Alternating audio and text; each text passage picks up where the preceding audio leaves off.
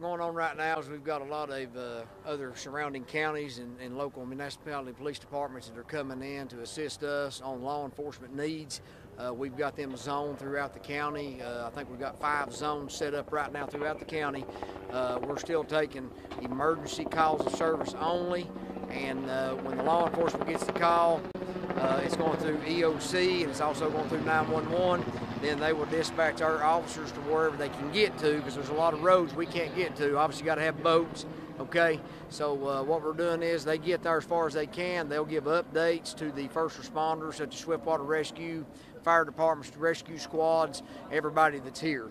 And then they will respond in boats if they can get to wherever they need to get to. So right now the plan is just trying to get the day shift and try to get the night shift in here and try to get some of these guys and girls home to where they can get rest for tomorrow. And but we're getting everything swapped out, and it's just it's an unbelievable amount of help that we're getting from all these other jurisdictions, and we can't thank them enough. It's definitely been a bad day, and it's a sad day for Cocke County.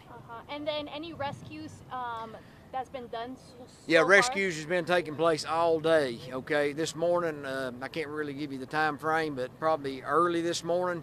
The Sheriff's Department, TWRA, Highway Patrol, everybody was going door to door, just tell them, this is what's coming. It'd probably be a good idea to leave the residents, and of course, some people, they stayed and some people left, but a lot of people are trying to get out and try to get to a safer place for the night. Sheriff, I know that life and death is always the most important thing.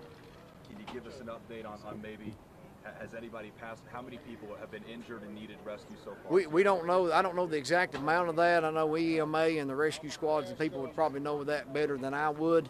As far as I know, rescues have been made, attempts have been made. Some people are stranded on the roofs of their homes and places like that, and they're working on plans now. The STARS team just showed up at the rescue. They've got a lot of inflatable type boats that's going to try to get to our MRAD, Jefferson County MRAD. We're trying to get the boats as far as we can to where they can kind of get to these residents. Homeland Security, TBI, everybody's bringing in our support and whatever we can to get to these individuals.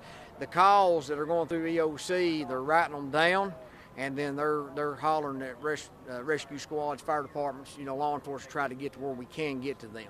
I was going to say, I know that part is closed. They've had evacuations happen. Can you sort of just paint us a picture of what it looks like right now in downtown Newport? Downtown Newport is completely covered with water. We have done a complete evacuation of the Cocke County Jail Annex and the old jail and the courthouse. Everything downtown was evacuated pretty quick. We was able to get all the inmates transferred to Sevier County and the Jefferson County facility. Thank goodness for that, because we had a plan, and the plan's actually pretty close to where we're standing here, but these area sheriffs started reaching out and said, hey, we've got room, we'll take your inmates. So all inmates are completely in 2 different counties, and they'll stay there until we can get back in our facility. But the jail annex is underwater. The police department's underwater. Everything on the railroad tracks is completely underwater. The courthouse, it had not, 2 hours ago, had not got in the courthouse, but the water was coming up into the yard, and it was coming from both sides, Broadway and Main Street. So that's kind of where we're at on that. Even with the evacuation orders, you're still seeing people that have been needing help getting evacuated. What are you learning from the people that in these cases are still needing some help? Are these people that just simply couldn't get out, or is it people, are you finding some instances that just didn't? I don't really know the answer to that. Like I said, it'd probably be more of an EMA question, or maybe some of the rescue squad that's got there. I do know that when they're as quick as the call comes in, like I said, they write all that down and they're automatically dispatching them to that area, and then whatever they need resource-wise when they get there, Swiftwater rescue squads, whatever, they're trying to get to those residents. And what's it like seeing so many people from so many different counties coming in to help you all out in this time of need? Well, we cannot thank them enough. The resources are coming in. Cocke County is getting hit pretty hard too, so we've got all East Tennessee law enforcement all the way from Nashville's reached out to us. Hamilton County and Chattanooga, they've reached out.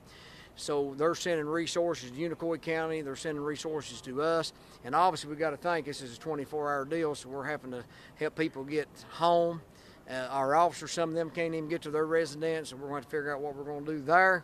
But mostly it's just it's unbelievable the amount of support that we've got. But the big thing is we've got people out there that need rescued, and we're trying to get to them. And then obviously going to the night over the weekend, how are plans going to look like, especially for tomorrow and Sunday? Tomorrow, we're already gathering sources to come in from other counties that will be coming in to relieve our night shifts that are already out here working, and they'll come in. And tomorrow will be the same thing, emergency calls only. You know, call 911, call the EOC, call somebody if you've got an emergency. Any other thing, you know, reports or anything like that that can wait, we're going to ask you all to push that out to probably Tuesday or Wednesday. We can find out what the courthouse is like and things like that. And we'll probably pick up, outside emergency calls. We'll probably play that day by day. So we're probably looking at about Tuesday before we can really start getting, because I don't think this stuff starts to start cresting until tonight or tomorrow. Sheriff, talking about just how strong these waters are, we were hearing that maybe you guys even lost an engine or some of the... Yeah, I think the fire department may have lost a fire engine. I think a rescue squad's already lost a vehicle. I've lost cruisers. We've got cruisers at the courthouse that we got some of them moved, and the water just came so quick we was unable to get some of them out of the way. Hopefully it's not horrible, but I know they were underwater when I left. We lost a lot down there this morning and this afternoon. What are some of the, obviously not just looking at Newport, just the totality of Cocke County, what are some of the trouble areas right now that you're noticing the most, maybe outside of downtown Newport? Edwina community, Denton Road, Cosby Highway, the interstate. Interstate's a pretty bad mess. Hartford was underwater a lot. It got hit first, obviously, because that's where most of the water came from. That's where most all your damage is coming from. The French Broad, it came out of the banks on Rock Hill Road.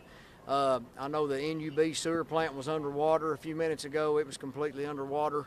And there's just so much. Both rivers have just both kind of come together, and it just kind of, the lake's not been able to handle what we had, and it's definitely been troublesome for the whole county. You've been here a long time. Have you seen something like this before? Never. What is that like? I imagine there's not a whole lot of firsts. Well, yeah, you just, whenever you got something like this that happens that quick and that bad, you can plan, and then you start implementing the plan, but water moves very quick.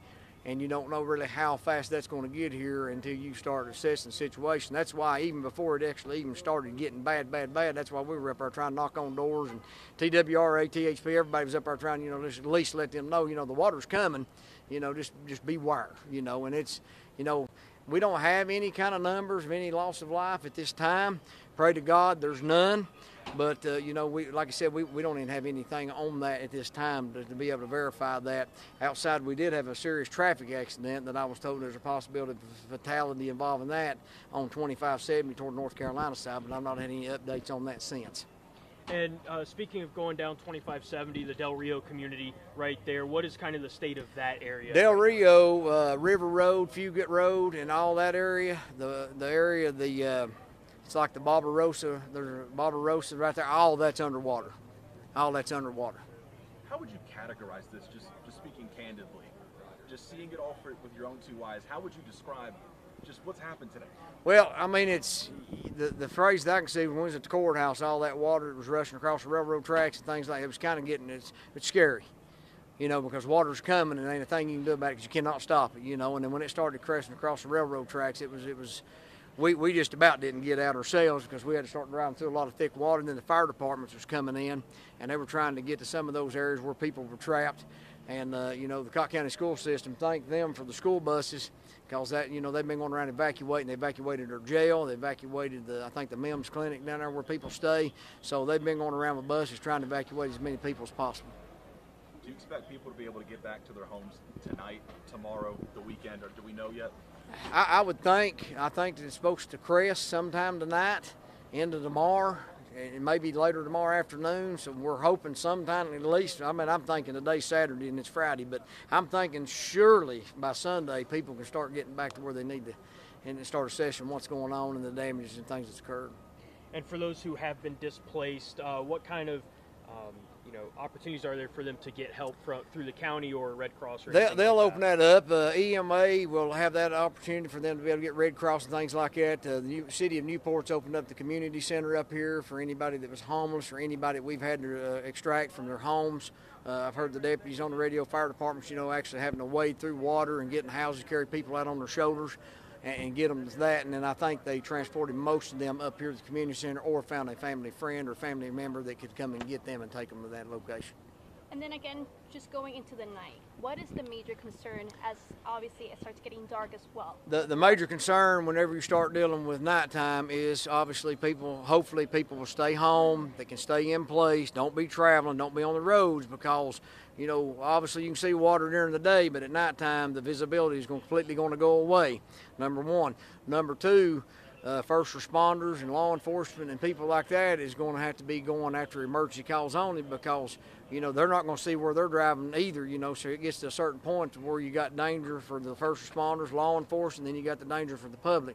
Our thing to them is stay home, stay in place. If you don't have to travel, don't travel at night, you know, and I understand people have to go to work and we don't have authority to shut down people's work, but, you know, be easy. If you see water, stop, back up, do not drive through it, because these roads are washing away. We don't know what's underneath the water, and we've got a big old MRAP that we've been using, and it's came all the way to the hood of the vehicle. So, and that tells you how tall that is.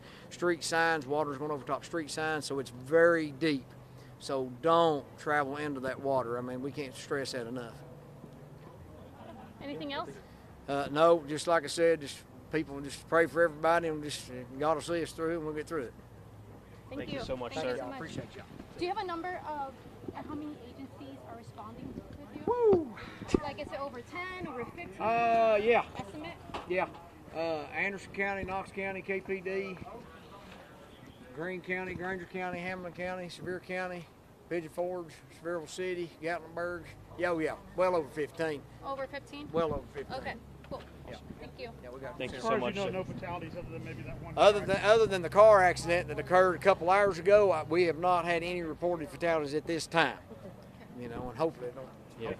Hopefully it don't. Thank you, Sheriff. Thank you. I don't know. You know.